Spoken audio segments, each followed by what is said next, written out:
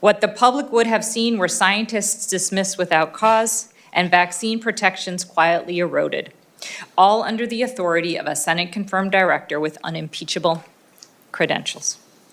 I could have kept the office, the title, but I would have lost the one thing that cannot be replaced, my integrity. Some may question my motives or mischaracterize my words. That is part of public life, but I am not here as a politician. I'm here as a scientist, a public servant, and a parent committed to protecting the health of future generations. The question before us is whether we will keep faith with our children and grandchildren, ensuring they remain safe from the diseases we fought so hard to defeat: polio, measles, diphtheria, whooping cough, and many others. Undoing that progress would not only be reckless, it would betray every family that trusts us to protect their health. Chairman Cassidy, Ranking Member Sanders, and distinguished members of this committee, thank you for the opportunity to testify before you again. My name is Susan Monarez, and I am a microbiologist and immunologist. Exactly 12 weeks ago, in this same room, I testified that if confirmed, I would lead the CDC to restore public trust, modernize public health infrastructure, and strengthen the agency's core mission of protecting Americans from infectious diseases and emerging threats. I was honored to be nominated by President Trump and confirmed with the Senate's support. Secretary Kennedy himself swore me in on July 31st, calling me a public health expert with unimpeachable scientific credentials. My tenure as CDC director lasted 29 days. Since my removal, several explanations have been offered: that I told the secretary I would resign, that I was not aligned with the administration priorities, or that I was untrustworthy. None of those reflect what actually happened.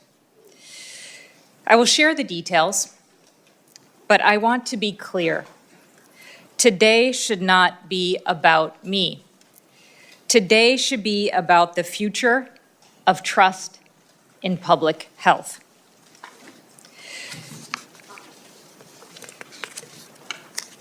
The events leading to my dismissal began weeks before August 25th.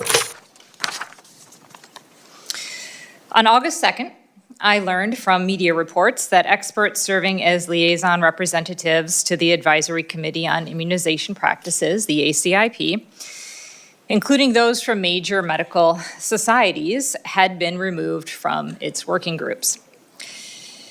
The following week, I heard concerns that the ACIP might alter childhood vaccine schedule at its September meeting, potentially without credible supporting data.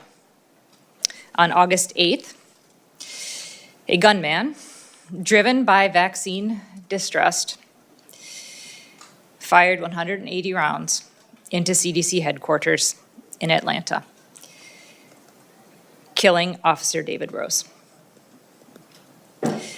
In the days after the attack, I focused on security, staff, and ensuring the CDC could continue its mission. On August 19th, I received a directive from the Secretary's office that I now required prior approval from my political staff for CDC policy and personnel decisions. On August 21st, I was told to return to Washington from Atlanta immediately, which would have meant missing Officer Rose's memorial, something I was not willing to do. When I did return, I was concerned about my ability to continue to lead the CDC while preserving evidence-based decision-making, commitments I had made to this committee during my confirmation hearing.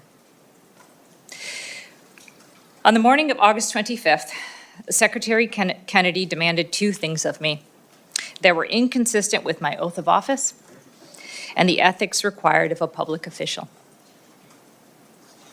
He directed me to commit in advance to approving every ACIP recommendation, regardless of the scientific evidence. He also directed me to dismiss career officials responsible for vaccine policy without cause. He said if I was unwilling to do both, I should resign. I responded that I could not pre-approve recommendations without reviewing the evidence, and I had no basis to fire scientific experts. He told me he had already spoken with the White House several times about having me removed. For 3 decades, I have worked at the intersection of public health, science, and technology innovation, always challenging the status quo and welcoming the changes that come from research and discovery. Even under pressure, I could not replace evidence with ideology or compromise my integrity. Dr. Monarez, you're almost out of time. I'll be generous, but if you could speed up just a little. Vaccine policy must be guided by credible data, not predetermined outcomes. As I wrote in my September 4th Wall Street Journal op-ed, I agree with President Trump. We should not hesitate to ask for proof about our vaccines. And I also agree with his most recent comments that vaccines are not controversial because they work. Demanding evidence is exactly what I was doing when I insisted CDC recommendations be based on credible science.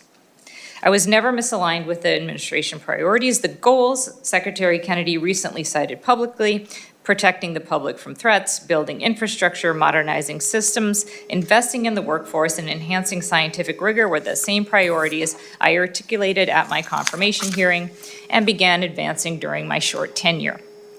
I remain supportive of those priorities. The question is whether they can be achieved without the expertise required at CDC. Regarding trustworthiness, I cannot define that word for Secretary Kennedy. I made commitments to this committee that I would lead with integrity, transparency, purpose, and work with Congress to maximize health outcomes and protect the American people. Secretary Kennedy told me he could not trust me. I had refused to commit to approving vaccine recommendations without evidence, fire career officials without cause, or resign, and I had shared my concerns with this committee. I told the Secretary that if he believed he could not trust me, he could fire me. The next day, I was told I still had my job, but the Secretary's expectations remained: approval of ACIP recommendations and dismissal of career scientists. I would not commit to that, and I believe it is the true reason I was fired. Tomorrow, the reconstituted ACIP will meet. Its composition has already raised concerns from the medical community. Based on what I observed during my tenure, there is a real risk that recommendations could be made restricting access to vaccines for children and others in need without rigorous scientific review. With no permanent CDC director in place, those recommendations could be adopted. The stakes are not theoretical. We already have seen the largest measles outbreak in more than 30 years, which claimed the lives of 2 children. If vaccine protections are weakened, preventable diseases will return. I was fired for holding the line on scientific integrity, but that line does not disappear with me. It now runs through every parent deciding whether to vaccinate a child, every physician counseling a patient, and every American who demands accountability. I want to end where I began with my confirmation hearing.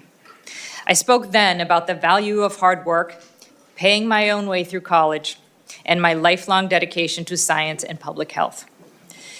On August 25th, I could have stayed silent, agreed to the demands, and no one would have known.